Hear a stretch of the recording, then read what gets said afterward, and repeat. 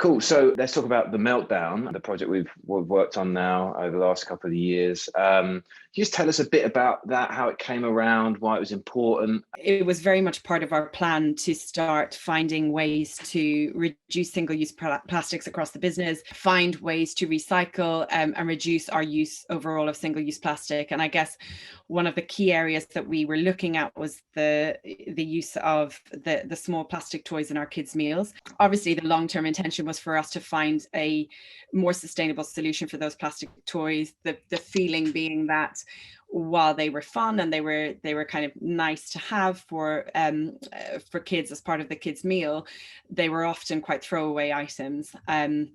And we felt that we could provide something and develop something more sustainable, equally as engaging, but as part of the kids' meal.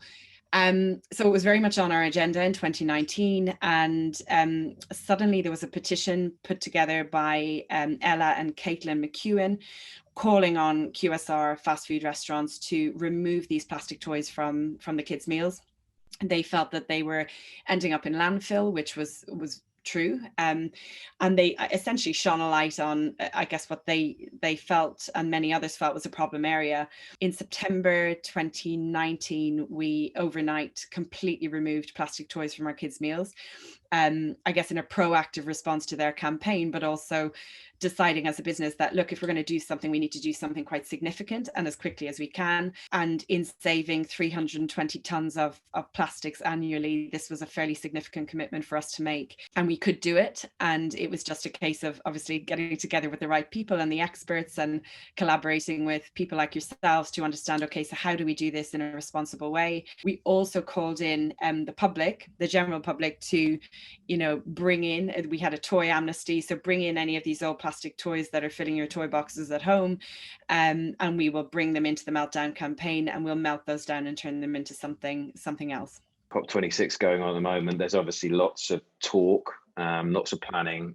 I think what has always impressed us about you guys is that you tend to act as well as talk. As from an organizational perspective, how important is that as a culture within Burger King, that you are walking the walk as well as talking the talk with everything that's going on this week? It's a topic that's coming up throughout the media, is around taking action rather than just talking about it. So how important is that to you, that you guys are backing up what you're committing to with the work you're doing and the pilots you're investing in? For us, that's hugely important. I mean, we wouldn't have felt comfortable going ahead with something like Meltdown if we couldn't back it up with a very clear, what happens to those toys when they are processed or melted down, and what can we turn them into? We wanted to understand the full cycle.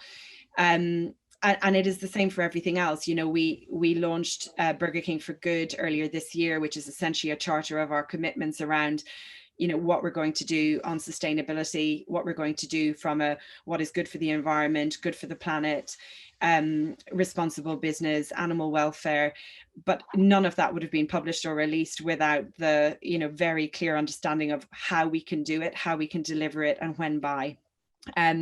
So I mean, I guess Meltdown is a good example of us being quite decisive. We essentially took all that collective work that we were doing around, sustainability and the environment, cycling, reusing, but bringing all of that together under one banner, which is essentially BK for Good. So how do we make sure that we are doing the right thing by the planet from a food perspective in terms of our sourcing and sustainably sourcing, how we are being open and transparent with our customers on everything from nutritions to allergens, essentially creating a charter of commitments that we're being quite open and transparent around. We've shared that on our website. We shared it, obviously, when we launched the campaign quite publicly. And I guess that the point of it is that consumers can see what we're committing to and be very clear on that. We always talk about the importance of collaboration in progress when we speak to our partners that have significant scale and presence like yourselves.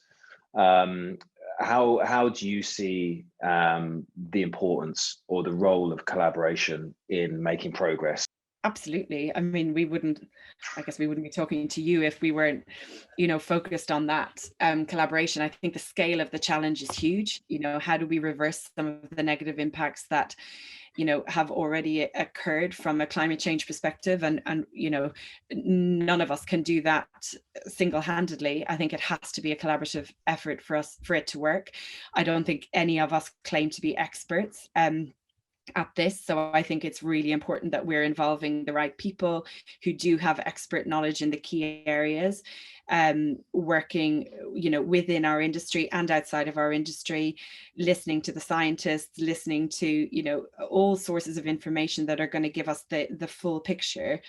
And I guess the best example of that is, the collaboration we had with you guys on Meltdown, in terms of trying to find people who knew what they were doing when it came to melting those plastic toys down and producing something that we could then use, because I just don't think any of us can just have all the answers. I don't think that's possible. I think it has to be a collective effort. Do you feel positive from a sustainability perspective for the years and months ahead? I feel positive. I think it has become number one on the agenda for many organizations, and I think the level of focus and the level of this isn't something that just sits in a silo anymore. This is something that touches every team, be it supply chain, be it operations, be it marketing. It is not a it's not a small part of what we do anymore. It runs through everything we do. And, I imagine we're not, unique in that in our business. I imagine many other businesses are in the same place. And I think consumers